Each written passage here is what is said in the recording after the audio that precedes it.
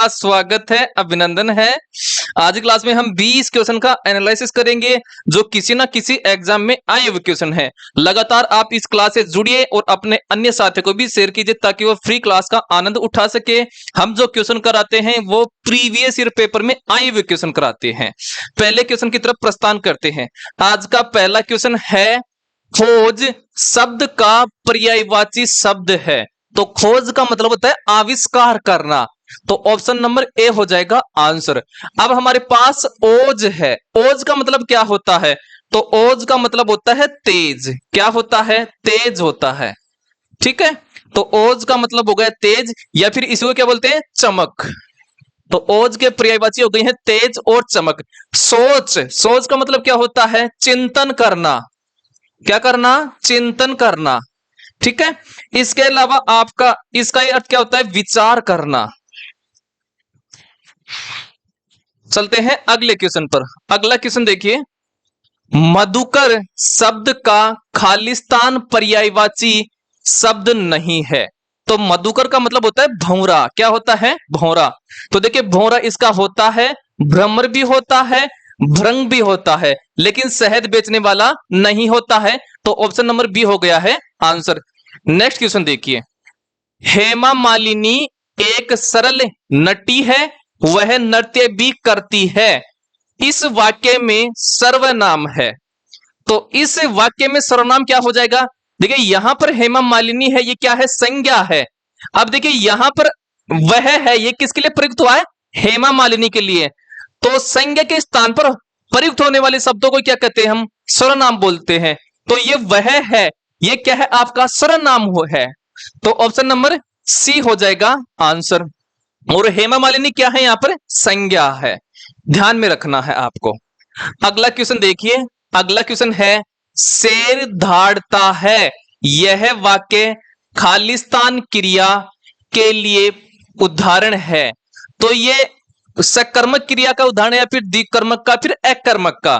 तो ये एग्जाम्पल है अकर्मक क्रिया का। ऑप्शन नंबर बी हो जाएगा आंसर।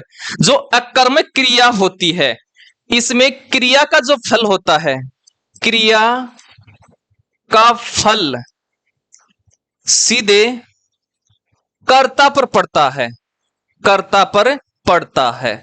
और यहां पर कर्ता कौन है? शेर है। तो आपको कैसे कौन धाड़ता है? जब कौन का आंसर आ जाए कि कौन धाड़ रहा है, कौन धाड़ रहा है? शेर। तो देखिए यहां पर क्रिया क्या है।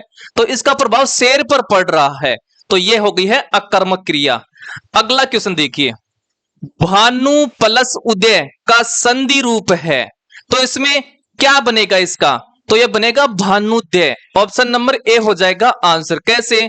देखिए भानु प्लस उदय, तो नु में से उ निकाल लीजिए तो न बचेगा आधा। तो ये लीजिए उ बड़ा प्लस उ, उ और उ मिलकर के दीर्घ स्वर का निर्माण कर लेते हैं तो बड़ा उ आ जाएगा। और जहां पर दीर्घ स्वर बनता है वहां पर कौन सी संधि होगी? दीर्घ स्वर संधि। तो यहां पर कौन सी संधि है? दीर्घ स्वर संधि है। ठीक है, समझ में आ गया होगा। तो ऑप्शन नंबर ए हो गया है आंसर। नेक्स्ट क्वेश्चन देखिए। अगला क्वेश्चन है, इनमें से कौन सा शब्द खेद शब्द का विलोम नहीं है, मतलब उल्टा नहीं है।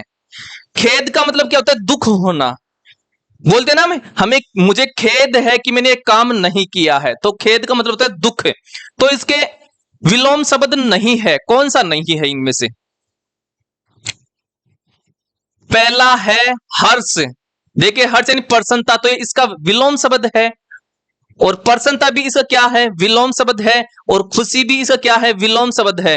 लेकिन दुख तो इसका क्या हो गया है? सिनोनिम्स हो गया है, मतलब समानार्थी शब्द हो गया है।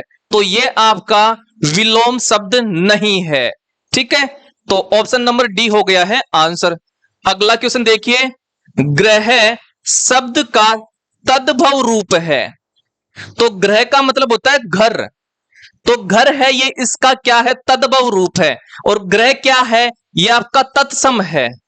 तत्सम। क्वेश्चन ऐसे भी आ सकता है कि घर का तत्सम शब्द क्या है, तो हो जाएगा ग्रह।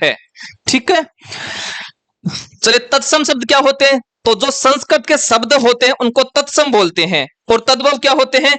जब तत्सम का हिंदी रूपांतरण होता है तो उनको बोलते हैं क्या? तद्भव बोला जाता है। गेह का मतलब भी क्या होता है? घर होता है। तो एक घर का क्या है? पर्यायवाची है, तो इसका अर्थ भी क्या होता है? घर होता है। ठीक है, अगला क्वेश्चन देखिए। अगला क्वेश्चन है दूरदर्शी शब्द का अर्थ क्या है?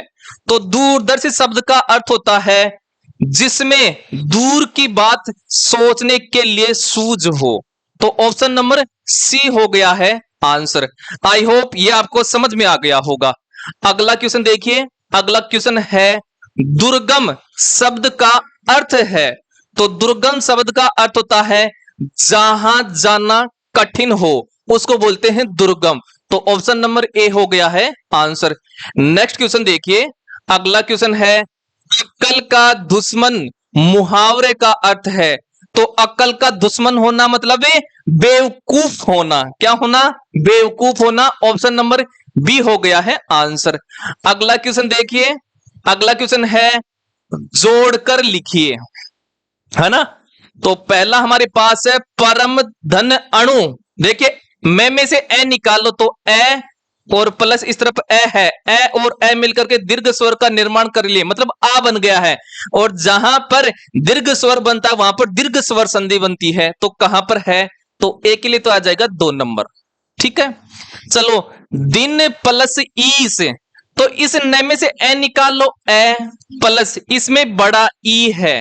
देखिए ए प्लस ई निर्माण करेंगे ए का, किसका? ए का। और जिसमें ये होता है उसमें कौन सी संधि होती है? गुण संधि। तो इसके लिए आ गया कौन सा? बी के लिए गुण संधि कहां पर है? 1 नंबर में। अगला देखिए। देखिए यदि धन अपी, तो इस दी में से ई निकालो तो ई प्लस इस तरफ ए है। देखिए जब ई के बाद में अगर असमान स्वर आता है तो ई यानी छोटी ई का क्या बन जाएगा? छोटी ई, और बड़ी ई का बन जाता है क्या? यह बन जाता है। क्या बन जाता है? यह बन जाता है। और जहां पर यह होता है वो कौन सी संधि होती है? यण संधि होती है। तो इसके लिए आ गया है सी नंबर। चलिए सधा प्लस एव, तो दा में से आ निकाल लो तो आ प्लस इस तरफ क्या है? ए है। देखिए आ प्लस ए मिलकर के बड़ा ए का निर्माण करते हैं। ठीक है, और ये जिस संधि में होता है वो कौन सी संधि होती है? वर्दी संधि। तो इसके लिए आ गया है 3 नंबर। अब देख लीजिए कौन सा हो जाएगा इसमें। तो ए में तो आ रहा है 2 नंबर। 2 नंबर देखिए कहां पर है? देखिए इसमें है, इसमें है, इसमें नहीं है, कट गया है, इसमें नहीं है, कट गया है। अब देखिए बी में आ रहा है 1 नंबर। बी में देखिए इसमें भी 1 है, इसमें भी 1 है। सी में देखिए 4 नंबर है। 4 नंबर किसमें? इसमें नहीं है, कट गया है। तो ऑप्शन नंबर बी हो गया है आंसर। अगला क्वेश्चन देखिए। अगला क्वेश्चन है जोड़कर लिखिए, समानार्थक शब्द बताना है हमें। चलो धरा यानी क्या होता है? तो धरा यानी होती है धरती। तो इसके लिए तो आ गया है 3 नंबर। अभिलाषा, अभिलाषा का मतलब होता है इच्छा। मेरी ये अभिलाषा है, मेरी ये इच्छा है, तो 1 नंबर।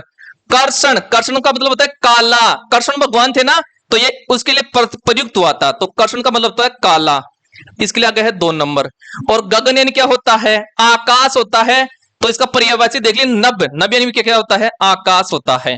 तो देखिए एक में है 3 नंबर। 3 नंबर देखिए कहां पर है? इसमें है, इसमें नहीं है, कट गया है, इसमें है, इसमें नहीं है, कट गया है। अब देखिए बी में है आपका 1 नंबर। 1 नंबर देखिए इसमें है, इसमें है, और आपका इसमें नहीं है, तो ये कट गया है। ऑप्शन नंबर ए हमारा क्या हो गया है? आंसर हो गया है। आई होप आपको ये समझ में आ गया होगा। अगला क्वेश्चन देखिए। अगला क्वेश्चन है मुहावरों को उनके अर्थों के साथ जोड़ना है हमें। ठीक है, चलो आग में घी डालना। देखिए जब आग में घी डालते हैं तो आग भड़कती है, मतलब किसी को गुस्सा और दिला रहे हैं, तो क्रोध को भड़काना। तो इसके लिए तो आ गया है 4 नंबर। 4 नंबर देखिए कहां पर है? देखिए इसमें है, इसमें नहीं है, कट गया, इसमें नहीं है, कट गया है, इसमें है। चलो खून का प्यासा, खून का प्यासा मतलब है भयंकर शत्रुता होती है। तो इसलिए आ गया है 3 नंबर। 3 नंबर देखिए कहां पर है? देखिए इसमें है, इसमें भी है।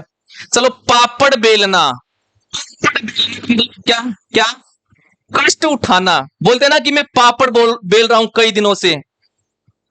तो सी में आ गया है 2 नंबर। सी में देखिए इसमें नहीं है, कट गया है। तो ऑप्शन नंबर डी हो गया है आंसर। मुंह फुलाना, मुंह फुलाना का मतलब क्या होता है? गुस्सा करना। तो इसके लिए आ गया है 1 नंबर। आई होप ये समझ में आ गया होगा। इसी प्रकार से बने रहिए लगातार, हर एक कंसेप्ट आपको समझ में आ जाएगा। अगला क्वेश्चन देखिए, अगला क्वेश्चन है मेरा नाम मोहन है, इस वाक्य में संज्ञा है। तो इसमें संज्ञा कौन सी है? तो इसमें जो मोहन है, मोहन क्या है? संज्ञा है। तो ऑप्शन नंबर ए हो जाएगा आंसर। संज्ञा किसको बोलते हैं? किसी स्थान, वस्तु, नाम को क्या बोलते हैं? व्यक्ति को नाम को क्या बोलते हैं? आपका संज्ञा बोलते हैं। और मोहन क्या है? व्यक्तिवाचक संज्ञा है। कौन सी है? क्योंकि व्यक्ति का नाम है तो यह है व्यक्तिवाचक संज्ञा। ठीक है।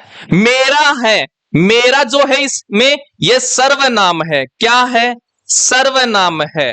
और है ये आपकी क्रिया है, क्रिया है। ये है क्या है? क्रिया है, वर्ब है भाई साहब। ठीक है।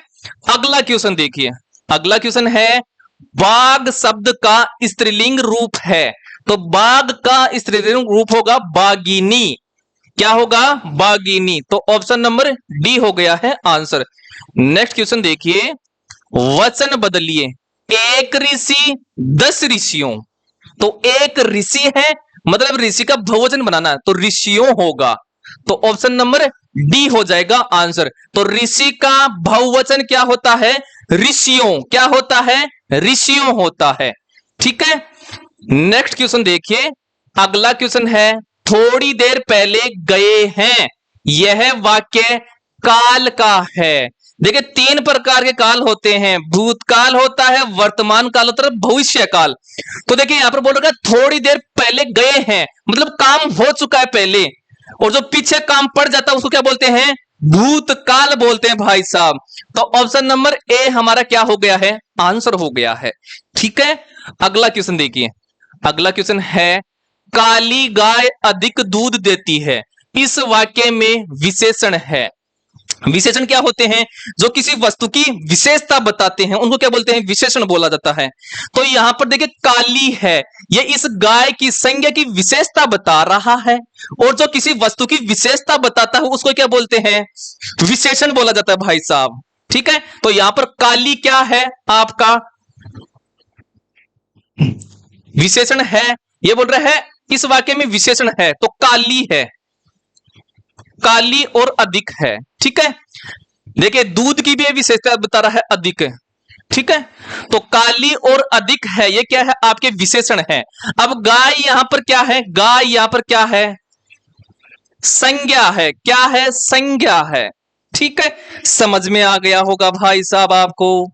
ऑलराइट, चलते हैं अगले क्वेश्चन पर। अगला क्वेश्चन देखिए, व्याकरणित्या हिंदी में कितने काल हैं?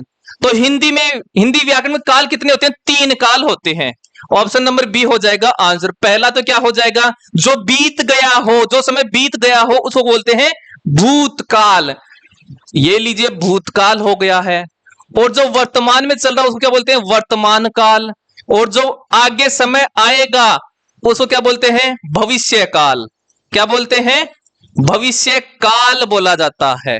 तो 3 प्रकार के काल होते हैं हिंदी व्याकरण में। अगला क्वेश्चन देखो, अगला क्वेश्चन है जोड़कर लिखिए, जोड़कर हमें बताना है। पहला वो है भूतकाल, इस समय ये क्या है? काल है, और इस तरफ एग्जाम्पल दे रखे हैं। तो भूतकाल क्या होता है? जो काम पीछे हो चुका है ना, जो काम हो चुका उसको बोलते हैं भूतकाल। देखिए यहां पर मेरे पास 10 रुपए होंगे, आगे भविष्य की बात कर रहा है। तो जहां पर भविष्य की बात की जाती है वो क्या होता है? भविष्य काल। तो भविष्य काल का है ये पहला। तो ठीक है। भूतकाल कौन सा है? तो देखिए दूसरा, वह खा चुका है, मतलब काम हो चुका पीछे, तो ये क्या हो गया है? भूतकाल हो गया है। तो इसके लिए आ जाएगा 2 नंबर। वर्तमान काल देखिए, वे कहते हैं रहते हैं, तो इसके लिए आ जाएगा क्या? 3 नंबर। ठीक है। कौन सा ऑप्शन हो जाएगा? तो ए में है 2। 2 कहां पर है? इसमें नहीं है, कट गया है। इसमें है, इसमें है, इसमें नहीं है, कट गया है। अब देखिए बी में है 3 नंबर। 3 नंबर देखिए, देखिए इसमें है, इसमें नहीं है, ये कट गया। तो ऑप्शन नंबर सी हमारा क्या हो गया है, आंसर हो गया है। तो ये होते हैं आज की क्लास के हमारे क्वेश्चन होते हैं भाई साहब। अगर आपको ये क्लास अच्छी लगती है तो क्लास को लाइक कीजिए, शेयर कीजिए, फॉलो कीजिए, ताकि आपको जैसे जैसे वीडियो ढलता रहे आपके पास नोटिफिकेशन आता रहे, आप किसी प्रकार की समस्या का प्रॉब्लम का सामना नहीं करना पड़े। आज के लिए इतना ही, मिलते हैं अगली क्लास में, तब